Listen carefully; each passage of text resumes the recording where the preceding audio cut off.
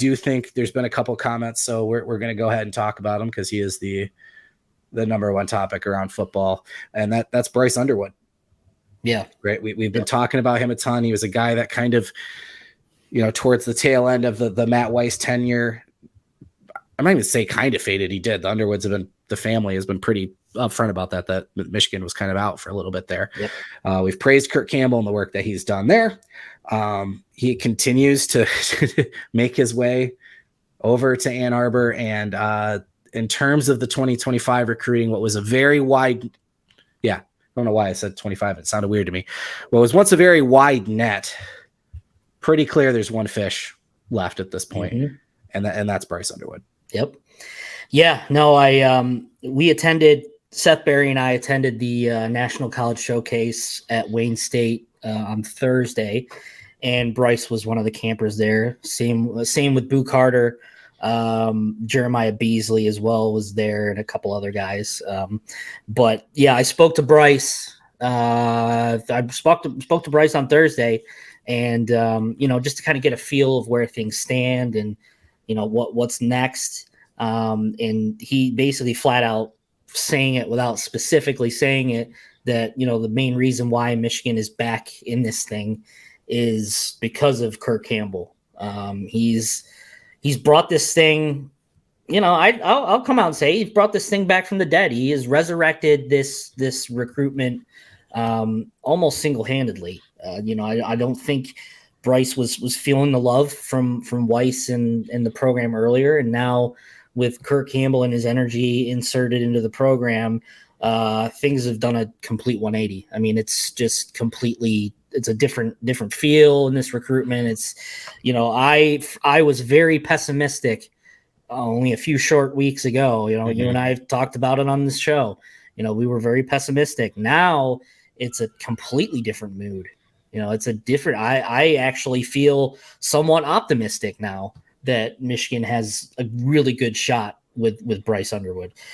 He's mentioned that his family is really liking what Michigan is doing in terms of building relationships.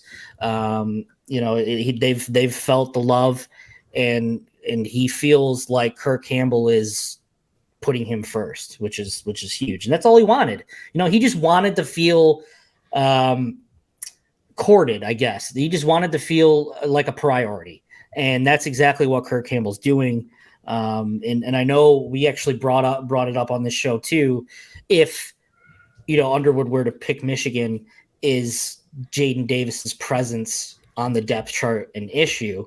And I asked him that question, and he said he didn't care. He's only focusing on his class.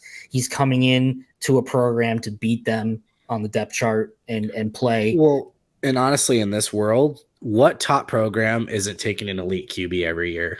Right. I think that used to be a big conversation starter back in the day, but where's he going to go that didn't just take a top QB last year that isn't already a top program? Right. Mm-hmm. So I'm glad he had that answer, but I don't think it can't be a problem here because it's going to be a problem everywhere. Right. Well, and if you're a competitive guy like he is, you're not going to be afraid of competition. He's the number one player in his class. He's not scared of anybody. I do understand the question. I mean, it's a legitimate question to ask, but because they want to play as freshmen. Right. Exactly. And he very well could, but I think he's that good. But yeah, if you're a guy like that, like the number one quarterback in your class, a 5-star, top 5 player nationally, you don't care if Joe Montana in his prime was on the depth chart. And you know what else? I keep talking about Michigan being able to sell an actual thing, a result versus a vision.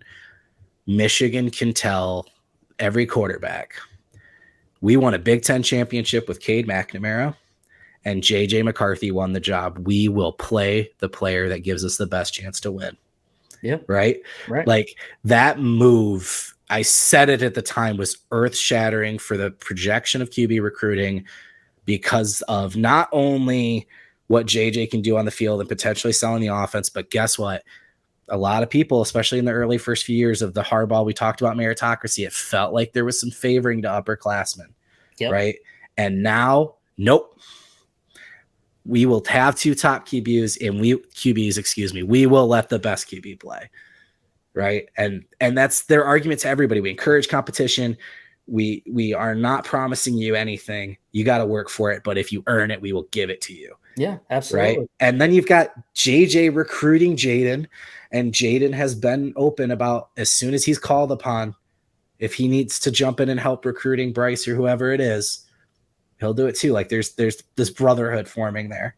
Yep. No, it's good to see. It's good to see. You know, obviously you don't want egos in that room. And again, it just speaks to the culture in Michigan right now. It's just, it's very, very good. And people are quickly picking up on that culture, whether you're been in there and been in college football for multiple years, or if you're a high school senior, you pick up on that culture quickly.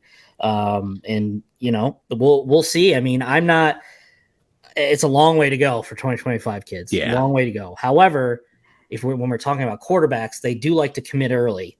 Mm-hmm. So yeah, we'll see. I mean, I am now optimistic Michigan has a great shot. I'm not saying Michigan will get him, but I think Kirk Campbell is again, just like with Jaden Davis, I think Kirk Campbell deserves a ton of credit for where Michigan sits with Bryce Underwood right now. Yeah, it's easy for us.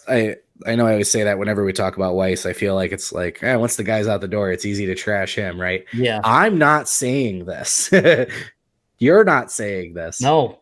Davis and his family, Underwood and his family, I mean, they're being very explicit about this. Yeah. Right. Which it's fine. Some coaches are good at one thing. Some coaches are good at another thing. Some coaches are good at both things. I think some folks wanted Harbaugh to go out and hire blah, blah, blah, and kind of like, oh, who's Kirk Campbell? And then you find out, oh, the guy's a former OC, right? But also that he knows Harbaugh's been focusing on recruiters since 2021 and relationships and culture. And man, Kirk Campbell's just a home run so far.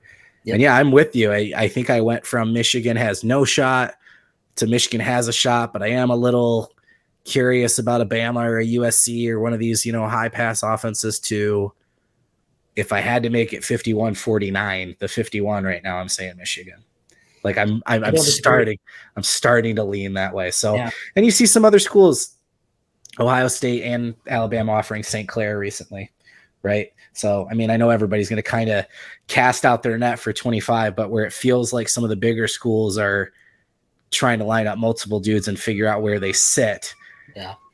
Michigan's not hiding who they feel is their number one guy. Right. And, if you're Michigan, you want St. Clair to commit early before Bryce, because that immediately eliminates who he picks. If it's Ohio State, the Buckeyes are eliminated. And I don't think – I don't know for sure, but I just don't see Ohio State as a huge threat for Underwood right now. I think they'll be a competitor. I would put Bama ahead of Ohio State for threat-wise. But, I agree.